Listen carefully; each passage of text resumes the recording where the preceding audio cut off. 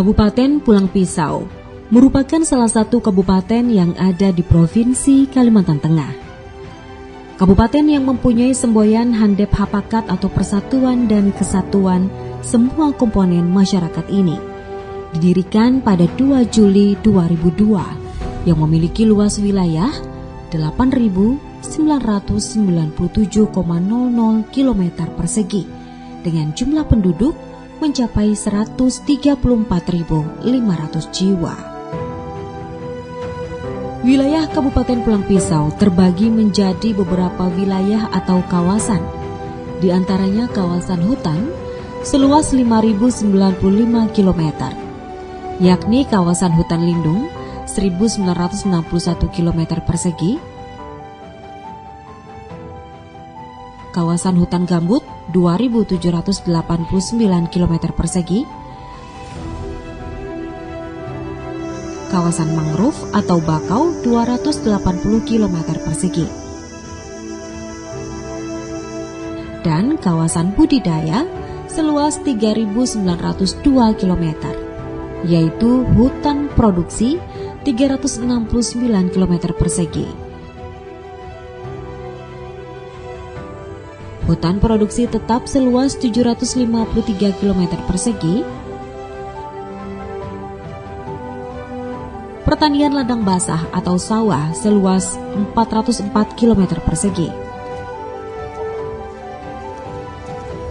perkebunan dan peternakan seluas 1.384 km persegi,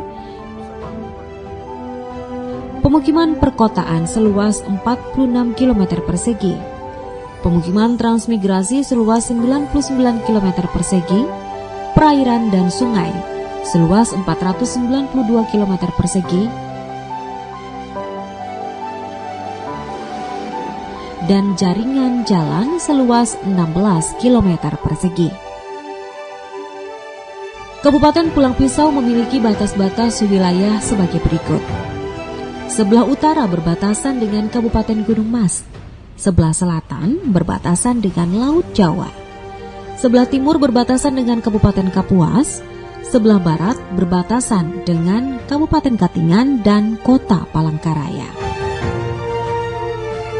Pulang Pisau mempunyai 8 kecamatan, yakni Kecamatan Kahayan Kuala, Kecamatan Maliku, Kecamatan Kahayan Tengah, Kecamatan Kahayan Hilir, Kecamatan Pandi Batu, Kecamatan Banamatingang, Kecamatan Jabiran Raya, serta yang terakhir Kecamatan Sebangau.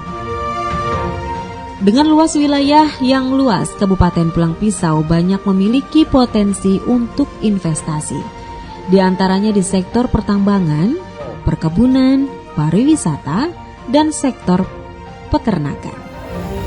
Nah, itu kita punya lahan yang kurang lebih 10 hektar dengan jumlah 24 kolam, dan insya Allah ini akan terus kita kembangkan agar nantinya hasil ikan bisa kita pasarkan dengan harga yang murah, ya, untuk membantu mengurangi pengeluaran masyarakat dalam memenuhi kebutuhan pokoknya.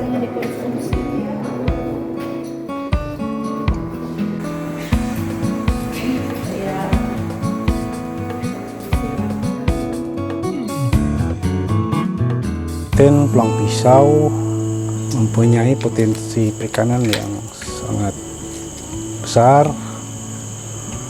yaitu terdiri dari budidaya air tawar dan air payau. Untuk potensi budidaya air tawar memiliki luas sekitar 50.000 hektar, sedangkan untuk air payau sekitar 43.000 hektar. Dalam rangka memanfaatkan peluang tersebut, Dinas Perikanan Kabupaten Pulang Pisau berusaha untuk mengembangkan perikanan budidaya melalui usaha pembesaran dan pembenihan. Dalam melaksanakan usaha pembesaran, masyarakat masih terkendala dengan mahalnya harga pakan dan juga terkendala ketersediaan benih untuk mengisi kolam-kolam ataupun keramba untuk tempat mereka budidaya. Melihat dari gambaran di atas, maka Dinas Perikanan pada tahun 2005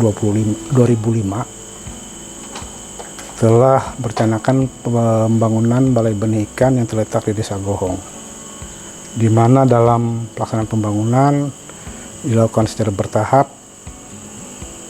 dan telah operasional pada tahun 2009. Adapun tujuan dari berdirinya BBI Gohong, pertama untuk menyediakan benih ikan untuk usaha budidaya ikan masyarakat.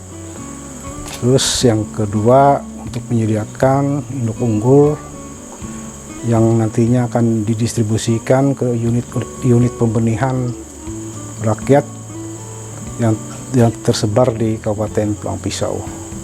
Terus yang ketiga untuk menerapkan teknologi pembenihan guna mendukung ketersediaan benih untuk masyarakat. Sedangkan untuk fungsi balai benih ikan untuk membantu mendistribusikan benih-benih yang berkualitas atau unggul, dan yang tidak kalah penting lagi yaitu untuk sebagai salah satu sumber pendapatan asli daerah melalui produksi usaha yaitu dari benih dan pembesaran.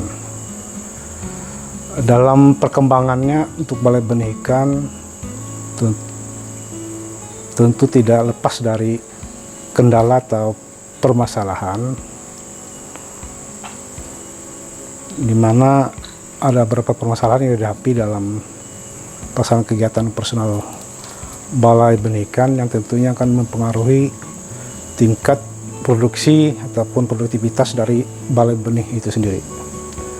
Permasalahan yang dihadapi antara lain masih rendahnya tingkat SR atau survival rate atau tingkat kehidupan larva ikan yang dilakukan pembenihan oleh petugas balai benih ikan.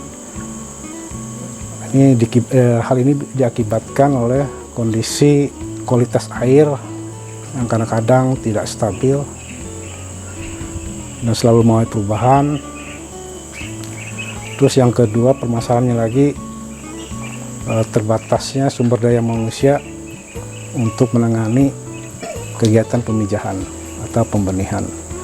Nah, seperti kita ketahui untuk kegiatan pemijahan atau pembenihan harus memerlukan keahlian atau kompetensi dari pelaku pembenihan.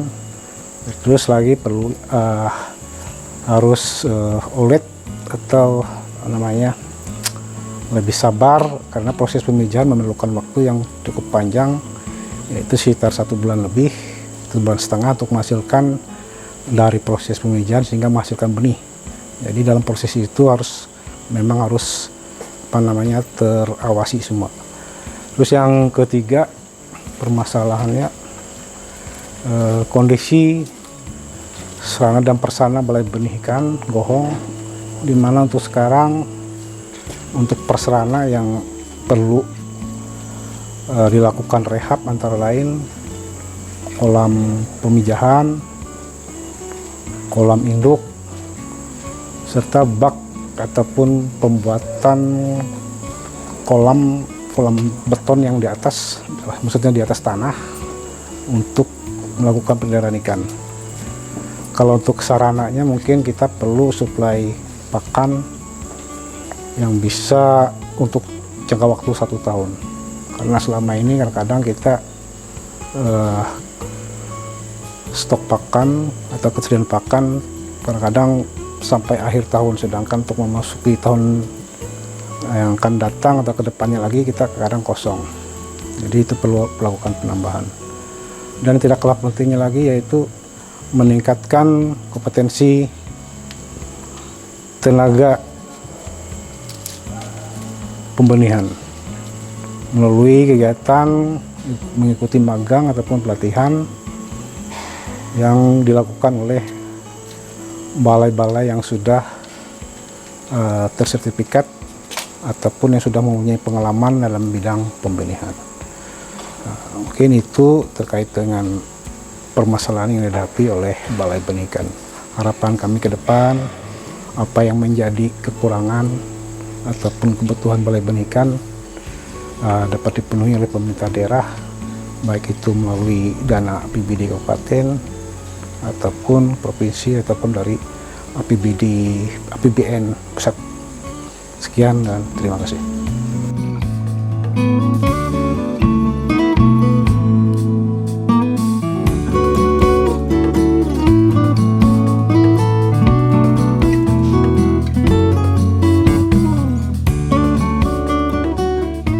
Terima kasih untuk di BBI Balai Benih Ikan Desa Guhung, kami menangani pembenihan 4 komunitas, yaitu dari patin, lele, nila, sama pepuyuh. Dan untuk mengenai teknisnya, saya sendiri yang menangani. Dari kami teman orang 6 tenaga teknisnya.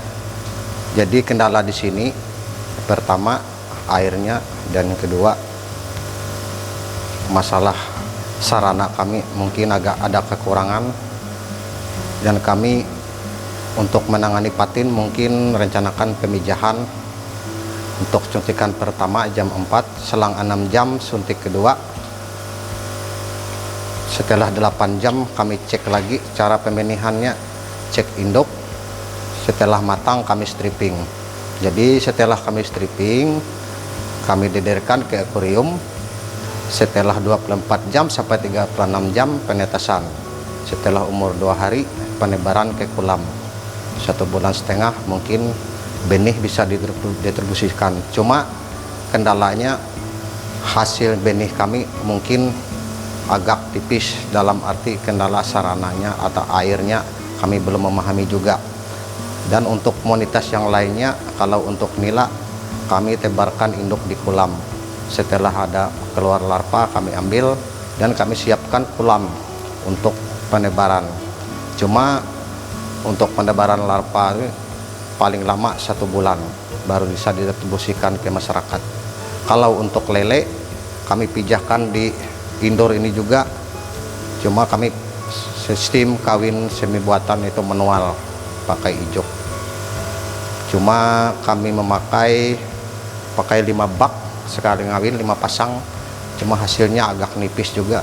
Kadang-kadang bisa dalam 5 induk paling 20.000, anggaplah 5.000 satu induk. Memang kalau hasilnya agak tipis. Kalau untuk pepuyuh kami tebarkan kayak gitu, kami suntik 1 kali suntik, cuma di indoor juga kami memakai akuarium 1:3.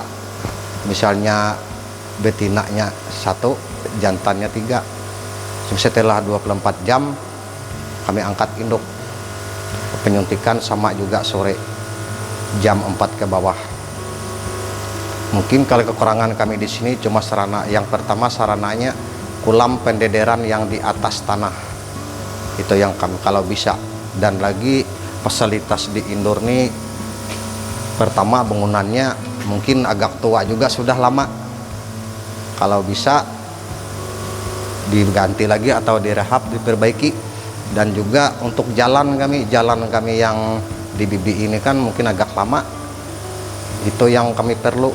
Masalahnya kami ibaratnya kami ngantar ikan larva goyang-goyang, banyak mati, itu yang banyak makano-koranonya.